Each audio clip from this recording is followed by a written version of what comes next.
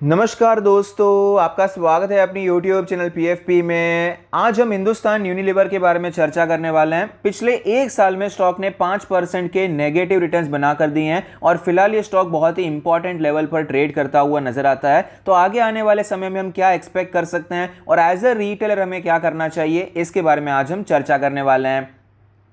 Financial trend के बारे में बात करें तो आप देख पाएंगे रेवेन्यू और प्रॉफिट हमें कंटिन्यूअसली बढ़ता हुआ नजर आता है। फाइनेंशियल ट्रेंड काफी ज्यादा हेल्दी है। 2022 में ऑल टाइम हाई रेवेन्यू और ऑल टाइम हाई प्रॉफिट देखने को मिला है। शेयर होल्डिंग के बारे में बात करें, टोटल प्रमोटर होल्डिंग है 61.9%, जिसमें से कुछ भी प्लेज नहीं है। Mutual fund 3.5%, other DII 8%, FII 13.5%, retail and other category 13%। तो ओवरऑल शेयर होल्डिंग पैटर्न भी अच्छा नजर आता है। ट्रेंड के बारे में बात करें, पिछले कुछ समय से म्यूचुअल फंड अदर DIIs का स्टेक बढ़ता जा रहा है। पिछले कुछ समय मतलब पिछले कुछ क्वार्टर से आपको यहां पर इंक्रीज देखने को मिल रहा है और FIIs का स्टेक हमें धीरे धीरे पिछले कुछ क्वार्टर में कम होता हुआ नजर आया है।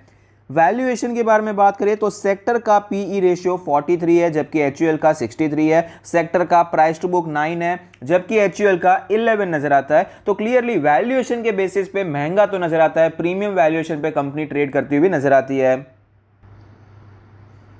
स्टॉक के चार्ट पर हमें क्लियरली पता चलता है कि 2800 के लेवल से 2850 के लेवल से स्टॉक में गिरावट देखने को मिली है। स्टॉक हमें 2000 के भी नीचे आता हुआ नजर आया, लेकिन वहां से हमें एक अच्छी रिकवरी देखने को मिली। स्टॉक ऊपर गया, 2400 के लेवल से फिर से गिरावट देखने को मिली और ये स्टॉक वापस हमें 2400 पे ट्रेड करता हुआ नजर आता है। मूविंग एवरेजेस के बारे में बात करें तो फिलहाल ये स्टॉक अपने सारे मूविंग एवरेज के ऊपर ट्रेड कर रहा है, जो कि क्लियरली एक अच्छा संकेत है। लेकिन अगर हम मूविंग एवरेजेस को देखेंगे तो हमें ये नहीं दिखाई पड़ता कि मूविंग एवरेजेस राइजिंग है, मतलब ट्रेंड अभी भी आपको साइडवेज ही नजर आता है। सारे के सारे मूविंग एवरेज आपको साइडवेज नजर आते हैं। कोई बहुत बड़ा बुलिश ट्रेंड अभी तक एस्टैब्लिश नहीं हुआ है, लेकिन फिलहाल ये जो बियरिश ट्रेंड चल रहा था ये खत्म होकर अभी साइडवेज ट्रेंड चलता हुआ नजर आता है। ये एक पॉजिटिव चीज है, क्योंकि ओवरऑल मार्केट फिलहाल अब भी नेगेटिव में नजर आती है। 66 का डेली RSI है, मतलब यहां पर मोमेंटम भी अच्छा नजर आता है।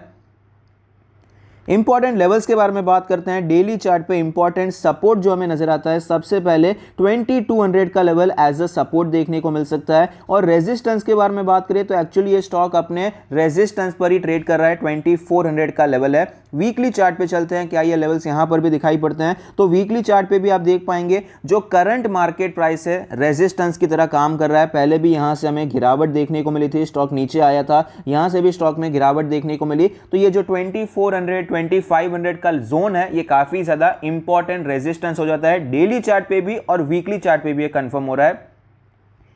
सपोर्ट के बारे में बात करें तो वीकली चार्ट पे सपोर्ट थोड़ा सा नीचे नजर आएगा। यहां पर जो इंपॉर्टेंट सपोर्ट नजर आता है अप्रोक्सीमेटली 2100 का लेवल है। यहां पर आप देख पाएंगे गिरावट देखने को मिली। ये लेवल एक रेजिस्टेंस की तरह काम कर रहा था, फिर यहां पर ब्रेकआउट हुआ और यही लेवल एज अ सपोर्ट दिखाई पड़ा। यहां से स्टॉक ऊपर जाता हुआ नजर आया। तो वीकली चार्ट पे 2400 और 2100 ये इंपॉर्टेंट लेवल्स हैं। मंथली चार्ट पे चलते हैं। मंथली चार्ट पे सिचुएशन कैसे दिखाई पड़ती है? रेजिस्टेंस तो हमें वही नजर आता है 2400 का लेवल, और यहां पर सपोर्ट के बारे में बात करें तो वो भी एक्चुअली 2100 का लेवल ही एज अ स्ट्रॉन्ग सपोर्ट दिखाई पड़ता है। तो हमें जो भी काम करना है इन दोनों लेवल्स को ध्यान में रख के ही करना है। अगर हम यहां पर बुलिश होना चाहते हैं स्ट्रक्चरल बेसिस पे, अगर हम चार्ट यहां पर बुलिश होने की बात करते हैं, तो जब तक ये स्टॉक 2400 से करके 2500 के बीच में रहेगा हम यहां पर नो ट्रेड जोन इसे मान सकते हैं। इसके ऊपर जाता है, सस्टेन हो जाता है, तो यहां पर आपको एक अच्छी रैली देखने को मिल सकती है। स्टॉक वापस अपने ऑल टाइम हाई 2800 की तरफ जाता हुआ नजर आ सकता है, जिसके चांसेस भी ज्यादा हैं, क्योंकि FMCG सेक्टर आपको ओवरऑल बुलिश नजर आता है। मार्केट में अभी गिरावट चल रही है, ट्रेंड नेगेटिव चल रहा है, लेकिन ऐसे टाइम में भी FMCG अच्छा परफॉर्म कर रहा है और ऑटो सेक्टर भी अच्छा परफॉर्म करता हुआ नजर आता है। तो HUL FMCG का हिस्सा है, तो यहां पर हम तेजी एक्सपेक्ट कर सकते हैं। 2400 से करके ये 2500 का एक जोन हो गया, यहां पर हम रेजिस्टेंस एक्सपेक्ट कर सकते हैं।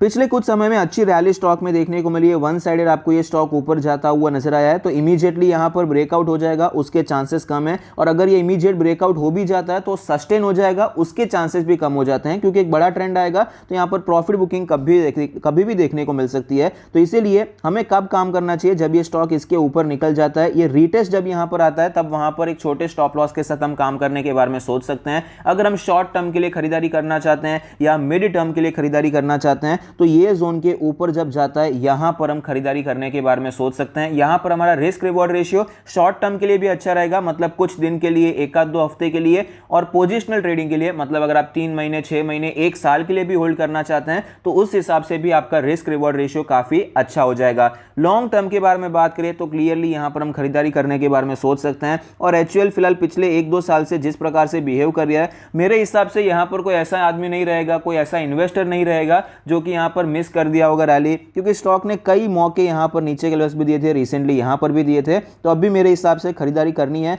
अगर आप स्ट्रेंथ पे ही खरीदना चाहते हैं तो ये मिड टर्म में हमने जो आपको बताया वो आप फॉलो करने के बारे में सोच सकते हैं, या फिर अगर आप गिरावट पे खरीदना चाहते हैं, इमीडिएट सपोर्ट जो हमें नजर आता है 2200 के आसपास का लेवल है जहां पर आप खरीदारी करने के बारे में सोच सकते हैं। आई होप आपको ये वीडियो पसंद आता है। Thank you, stay happy, happy investing.